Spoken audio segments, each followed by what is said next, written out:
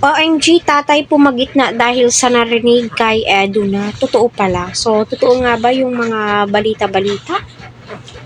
So sa malamang, hindi po to negative, mga ka-Team EDC. Good vibes po to ha, ay nako. So, panoorin po natin ang kabuuang kwento nga po dito. Unang-una sa lahat, masasabi mong thankful, sila tatay kay Edu. Gayon din po itong si Edu sa pamilya ni wifey soon. So, totoo pala. So, unang-una sa lahat, ako po'y lubos na nagpapasalamat sa lahat ng Team EDC out there na sumusuporta sa aking channel. Sana ay nasa mabuti po kayong kalagayan. Patuloy po natin silang suportahan. Please, huwag po natin skip ang kanilang ads. So, yun na nga po, no. Napakatagal na po itong issue na ganyan.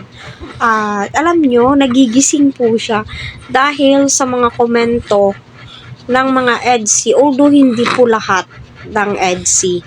May iba kasi na parang ang lalim ng galit kay Edu. Kasi yung nagiging reaction po niya. Pero sa gayon, kung mahal niyo si Edu, supportahan niyo po. Huwag po tayong maghalungkat or huwag po kayong comment ng kung ano-ano dyan sa comment section. Baka nagtataka kayo, nawawala yung comment nyo. Dinidelete ko po. Bakit ba? Charot. Hindi ha. So yun naman po, no. Tatay pumagitna, yes. 'Di ba?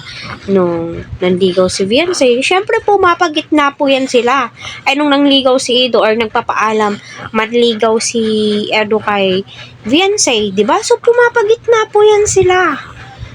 Kasi sila yung magde-decide. Although hindi naman po sila yung magde-decide si Viancy, pero kinukuha din ni Edo yung opinion ng magulang para hindi po sila ma-bypass. Ganun po yun. So totoo pala, yes, totoo 100% panliligaw na.